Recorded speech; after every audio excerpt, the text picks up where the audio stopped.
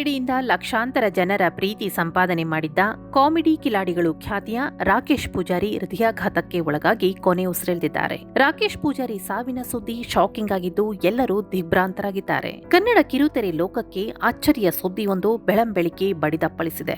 ಜೀ ಕನ್ನಡ ವಾಹಿನಿಯ ಮೂಲಕ ಕರ್ನಾಟಕದ ಜನರ ಮನೆ ಮನಸ್ಸಿಗೆ ತಲುಪಿದ್ದ ಕಾಮಿಡಿ ಕಿಲಾಡಿ ಹಾಸ್ಯ ಕಾರ್ಯಕ್ರಮದ ಸೀಸನ್ 3ರ ವಿನ್ನರ್ ರಾಕೇಶ್ ಪೂಜಾರಿ ದಿಢೀರ್ ಸಾವನ್ನಪ್ಪಿದ್ದಾರೆ. ನಿನ್ನೆಯ ತನಕವೂ ಆರೋಗ್ಯವಾಗಿ ಗಟ್ಟಿಮುಟ್ಟಾಗಿದ್ದ ಕಲಾವಿದ ರಾಕೇಶ್ ಪೂಜಾರಿಯವರಿಗೆ ಯಾವುದೇ ಅನಾರೋಗ್ಯ ಇರಲಿಲ್ಲ. ಅವರ ಆಪ್ತರು ನೀಡಿರುವ ಮಾಹಿತಿ ಪ್ರಕಾರ ನಿನ್ನೆ ಊರಲ್ಲಿ ನಡೆದ ಮದುವೆಯ ಮೆಹಂದಿ ಕಾರ್ಯಕ್ರಮವೊಂದರಲ್ಲಿ ಭಾಗಿಯಾಗಿ ಅಲ್ಲಿ ಡಾನ್ಸ್ ಮಾಡಿ ಎಲ್ಲರ ಜೊತೆ ಖುಷಿಯಿಂದ ಕಾಲ ಕಳೆದಿದ್ದರು ಎನ್ನಲಾಗಿದೆ. ರಾಕೇಶ್ ನಿಧನದ ಸುದ್ದಿ ಕನ್ನಡ ಕಿರುತೆರೆ ಲೋಕ, ತುಳು ರಂಗಭೂಮಿ ಕಲಾವಿದರಿಗೂ ಅಚ್ಚರಿ ತಂದಿದೆ. ಕಾಮಿಡಿ ಕಿಲಾಡಿ ವಿನ್ನರ್ ರಾಕೇಶ್ ಪೂಜಾರಿಯವರ ನಿಧನದಿಂದ ಎಲ್ಲರಿಗೂ ಗರಬಡದಂತೆ ಆಗಿದ್ದು, ಅದೇ ಕಾರ್ಯಕ್ರಮದಲ್ಲಿ ಜಡ್ಜ್ ಆಗಿದ್ದ ನಟಿ ರಕ್ಷಿತಾ ಪ್ರೇಮ್ ಅವರು ಕೂಡ ಮಿಸ್ ಯು ಮಗನೇ, ನಾನು ಇನ್ಯಾವತ್ತೂ ನಿನ್ನ ಜೊತೆ ಮಾತನಾಡಲು ಆಗಲ್ಲ. ಕಾಮಿಡಿ ಕಿಲಾಡಿ ನನ್ನ ಹೃದಯಕ್ಕೆ ಹತ್ತಿರವಾದ ಕಾರ್ಯಕ್ರಮ. ನೀನು ಅದರಲ್ಲಿ ಒಂದು ಶಕ್ತಿಯಾಗಿದ್ದೆ.